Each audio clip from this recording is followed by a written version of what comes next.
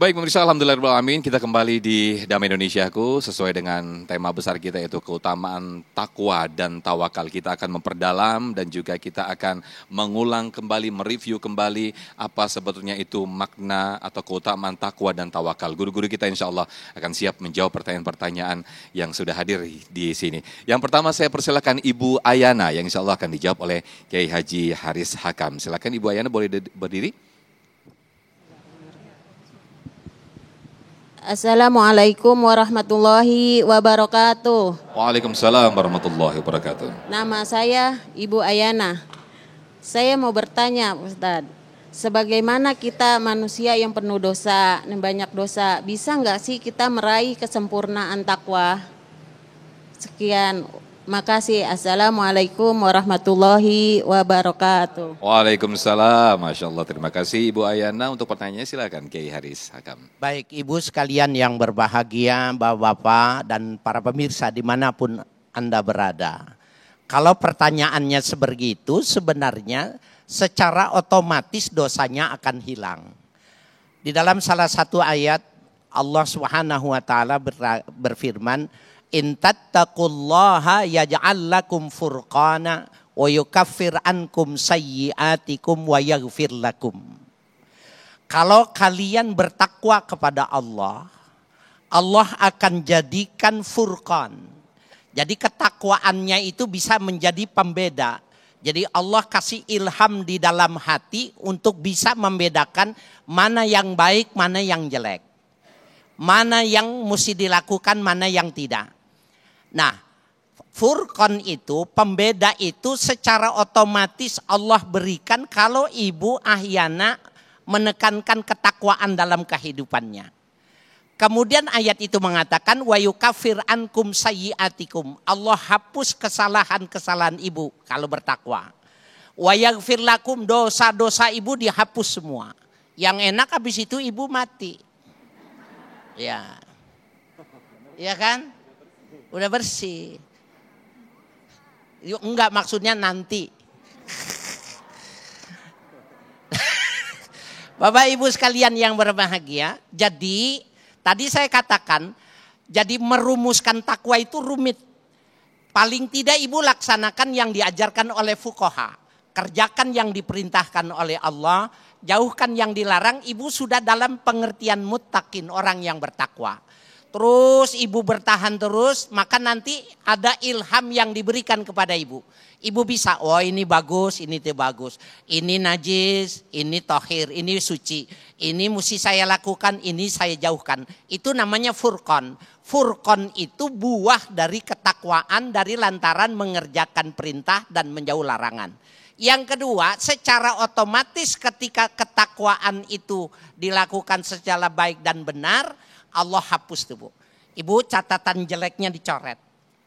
Ya, catatan yang tidak bagusnya dosanya dicoret. Jadi nanti malaikat tertipu sama Bu Ahyana.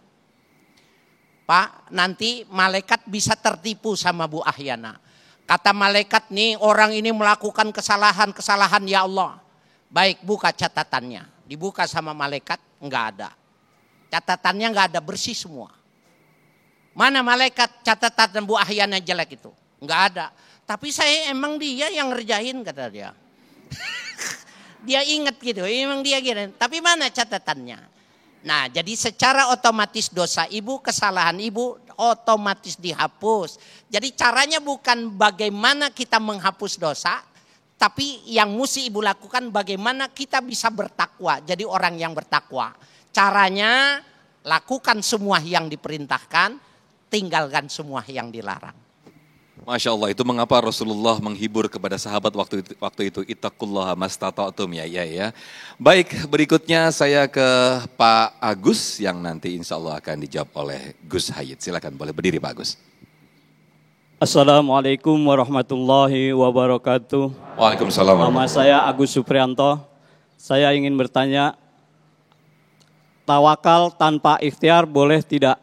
Terima kasih. Assalamualaikum warahmatullahi wabarakatuh. Waalaikumsalam, terima kasih. Silakan Gus Hayid. Baik, tawakal tanpa ikhtiar boleh enggak? Enggak boleh. Udah, kalau pertanyaannya begitu, jawabannya jelas enggak boleh. Sebab apa? Tadi sudah saya jelaskan panjang lebar, proses tawakal yang benar itu harus melalui ikhtiar. Suatu saat dalam hadisnya Ibnu Hibban, Rasulullah SAW memberikan arahan kepada sahabat. Ketika ada sahabat dari Badui datang bawa onta. Ontanya lalu kemudian bingung dia mau dicancang, mau ditaruh di satu tempat sambil ditaliin. Kalau bahasa Jawa dicancang. Ya, atau dilepas begitu saja biar kabur ke sana kemari. Zaman dulu kan gak ada rumah yang mewah seperti sekarang. Kabur kemana aja aman. Ya, hanya mungkin tidak bisa kita temui. Ya, karena hilang jauh. Ya kan? Nah, lalu dia bertanya kepada Rasulullah, "Ya Rasul, bagaimana saya memperlakukan onta ini?" Nah, ini orang Badui dari dulu nanyanya kadang unik-unik. Maka urusan onta dicancang atau tidak aja harus nanya kepada Rasulullah. Tetapi ini pelajaran untuk kita. Pelajaran yang sangat wadih, sangat jelas bahwa dalam proses kita berpasrah kepada Allah harus ikhtiar. Maka Rasulullah dengan tegas menjawab, cancang dulu onta kamu itu baru kau pasrah kepada Allah Subhanahu wa ta'ala. Nah, tadi disampaikan oleh beliau, lau annakum tawakkaltum haqqa tawakkuli.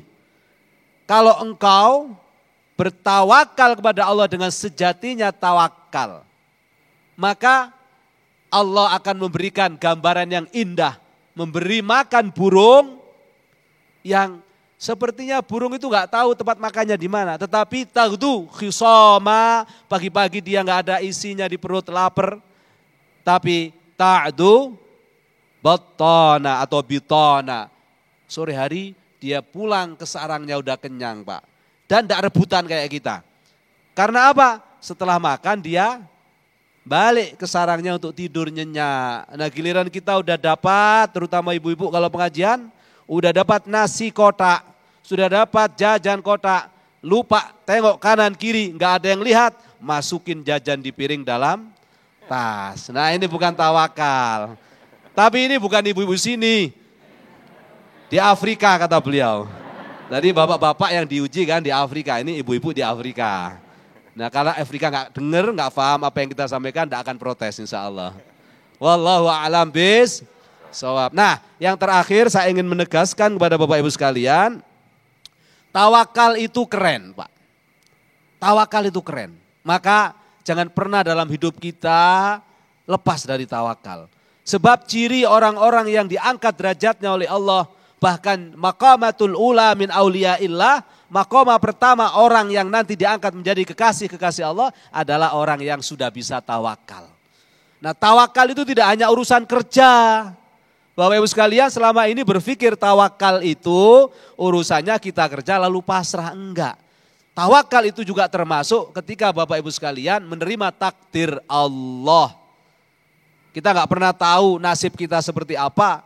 Alhamdulillah, sahabat kita, guru kita dalam beberapa waktu ke depan akan berangkat haji. Apa yang terjadi di sana? Tawakal.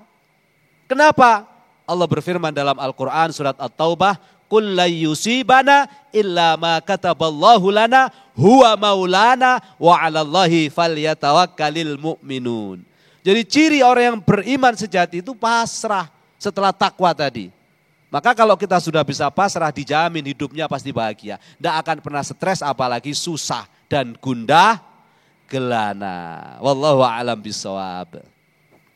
Baik, Masya Allah, luar biasa sekali penjelasan dari guru-guru kita, Gus Said dan juga Kiai Haris Hakam. Saya masih akan buka tanya jawab di segmen berikut, Tamun Perisa. Dan juga masih dengan tema besar kita yaitu keutamaan takwa dan tawakal. Mudah-mudahan akan semakin memperdalam, akan semakin menjiwai apa hakikatnya takwa dan tawakal itu sendiri.